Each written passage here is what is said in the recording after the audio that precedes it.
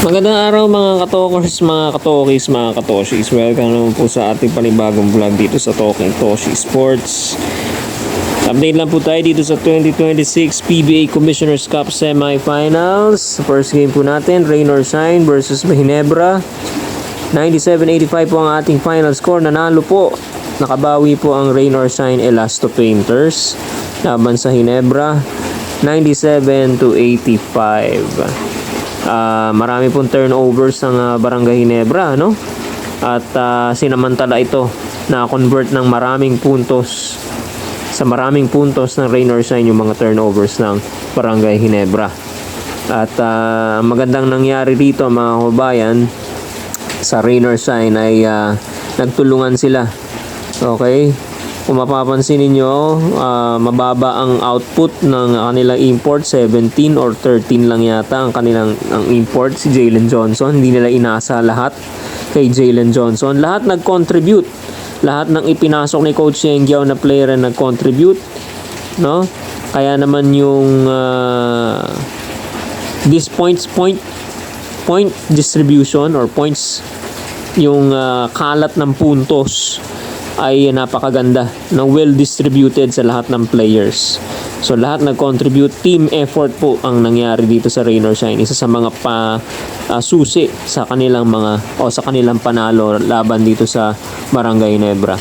Tabla na po ang seri rito, 2-2 mga kababayan. Ang best player po natin dito ay si Christian Manaytay, 11 points, 3 rebounds at 5 out of 7 from the field mga kababayan.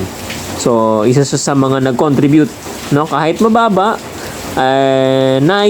ipanalo naman nila yung laro dahil nagtulong-tulong sila sa scoring, mga kababayan. Player of the game, once again, si Christian Manaytay.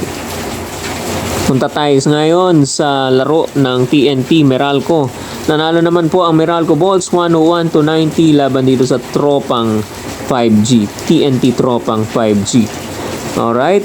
Maganda rin po ang ipinakitang depensa, matinding depensa ang ipinakita ng Meralco laban sa TNT. Hindi sila masyado nakaporma sa loob, ang TNT, no? And Meralco was able to force the turnovers at na-convert naman nila ng malaki into turnover points. Isa ito sa mga naging source nila ng puntos, itong turnover points ng Meralco, ng turnovers na i-convert nila sa maraming puntos. Isa yan sa mga source ng Meralco ng puntos, kaya sila nanalo mga kababayan. Okay? At yan, maganda ang nilaro nung kanilang import. Magaling din, yung Egyptian, nakalimutan ko na talaga pangalan.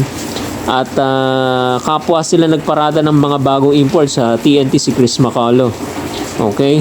So, maganda rin naman ang performance si Chris, kaya lang medyo nangangapa pa. May mga mintis-mintis. Okay? Yan. Ito namang import ng Meralco. First day in school, graduate agad. Nag-foul out agad siya. Siguro hindi pa siya sanay sa depensahan dito sa PBA. Well, titingnan natin kung mas mag-i-improve pa ang mga performances nitong mga imports ng TNT at saka ng Meralco sa mga susunod na panahon mga kababayan. Tabla na rin po ang serie rito, 2 games apiece mga kababayan. 2-2 na po yan ang Meralco at TNT. Ganon din ang Barangay Ginebra at saka Rain or Shine Elasto Painters. Nakabawi po silang lahat mga kababayan. Alright, schedule po tayo. Hindi, best player pala rito, CJ Cancino, 17 points, 2 rebounds, 2 steals mga kababayan. Honorable mention, etong si JV Mocon, maganda rin ang nilaro, at saka itong si Bong Quinto. Ito yung mga nabanggit ko doon sa ating dapat gawin nila sa game 4, Ayan, nag-i-scorean sila. CJ Cancino, si Bong Quinto, Yan ang mga nabanggit natin na dapat mag-step up para manalo sila sa game number 4. Alright? Schedule tayo, mga kababayan.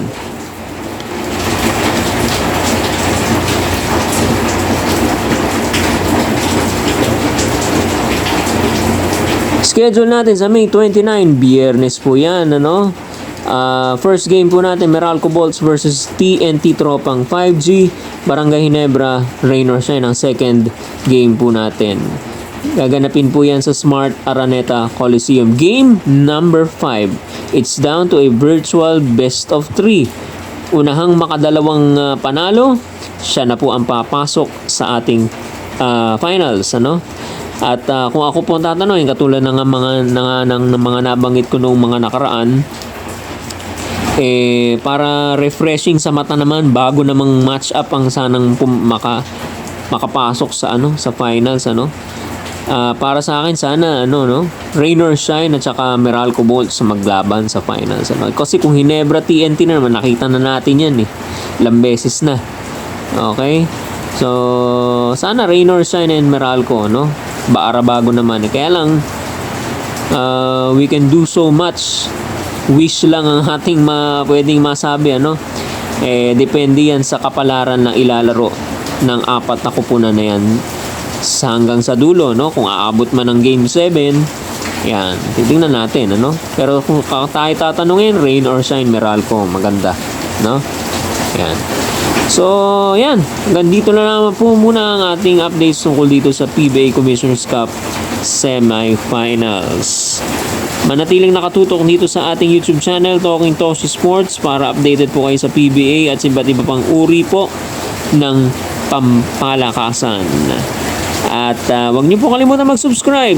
Wag po kayo mahihiyang mag-subscribe. Napakadali lang po mag-subscribe. Just hit the subscribe button. At okay na po yan. Talking Toshi Sports lang po, mga kababayan. Dito na naman po, mga kababayan, at maraming salamat sa inyong panonood. Hanggang sa muli po, paalam. Bye-bye.